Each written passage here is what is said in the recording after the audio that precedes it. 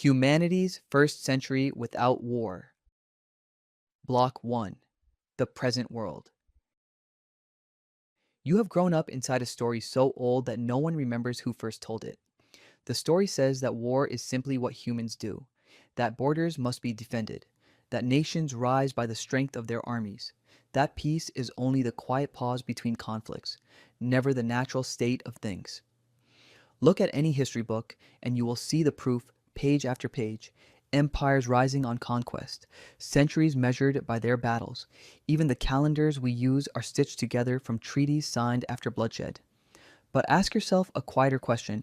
Has anyone ever tried to count, deliberately and carefully, what a century without war might look like? Not as fantasy, not as utopia, as a measurable, historical possibility, built the way every other human achievement has been built, slowly, imperfectly, by people who simply refuse to accept that the old story was the only one available. This is a story of how that century may have begun, not with a treaty signed in a single afternoon, but with 100 years of small, stubborn choices, made by people who were never certain they would succeed. Block 2. The Story. In the year 2125, a historian named Eamon Okafor sat in the Central Archive of the Pan-Continental Institute, reviewing a request that had arrived from a school 3,000 kilometers away. A class of 12-year-olds wanted to know something simple. They wanted to know how it had happened, how their century had become the first in recorded history without a single war between major powers.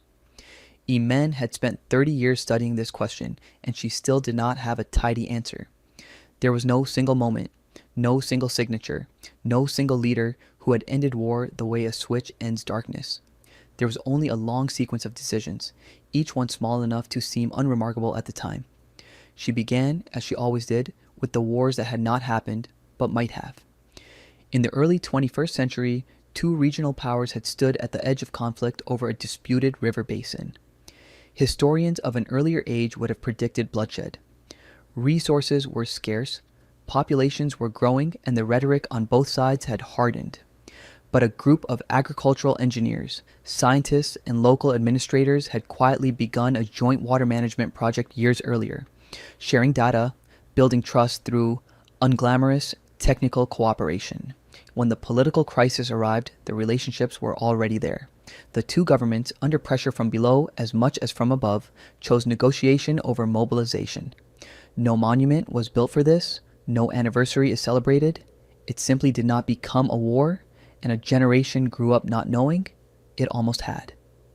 Eamon explained to her notes, as she always did when teaching this period, that the absence of catastrophe is the hardest kind of history to tell because nothing photogenic happens. There are no ruins to film, no speeches to quote. There is only a quiet continuation of ordinary life, which is, in fact, the entire point. She moved next to the great shift in education that had taken hold across dozens of countries by the 2040s. For most of the 20th century, history curricula had been built around national pride, each country teaching its own heroism, its own righteousness, its own enemies. A coalition of educators, beginning almost unnoticed in a handful of universities, had developed a different model: comparative history, taught from multiple perspectives simultaneously, so that a war was never presented as one nation's triumph and another's defeat, but as a shared tragedy with causes that could be studied, like a disease rather than worshipped, like a legend. This was slow work. Governments resisted it. Many called it unpatriotic. But over 2 generations, something changed in how young adults understood conflict. They were taught to ask why something happened before asking who to blame. They learned the economic pressures behind the First World War, the propaganda machinery behind the Second, the way fear of resource scarcity had driven smaller, less famous conflicts that rarely made it into the textbooks of the victors. They learned about the Marshall Plan not as charity, but as a calculated bet that prosperity prevents resentment, and that the bet had largely paid off in Western Europe, even if it was applied unevenly elsewhere. By the time these students became diplomats, engineers, and parents themselves, an entire cohort of decision makers had inherited a different default assumption. Not naive pacifism, but practical literacy. They understood, with the same matter-of-fact clarity that a doctor understands infection, how wars actually begin: scarcity, humiliation, dehumanization of the other, and leaders who benefit personally from conflict while ordinary people pay its cost. Imen like to remind her students that none of this eliminated competition between nations. Competition never disappeared. What changed was where it was directed. The mid-21st century saw what historians now call the Great Redirection, a period in which the enormous budgets once allocated to weapons development were gradually, unevenly, but persistently shifted toward competing achievements instead. Nations competed over carbon capture efficiency, over vaccine distribution speed, over educational literacy rates, over the habitability of reclaimed coastal land. The competitive instinct, so often blamed for war, was never erased. It was simply given new arenas in which to express itself, arenas where one side's success did not require another side's destruction. This did not happen everywhere at once, and it did not happen without resistance. There were years, particularly in the 2050s, when old patterns reasserted themselves. A continental dispute over rare mineral access nearly unraveled decades of cooperation. Imen often told her students about this period specifically because it complicated the story in an honest way. Peace was never guaranteed by progress. It had to be defended, argued for, and rechosen, sometimes by people who had every short-term incentive to abandon it.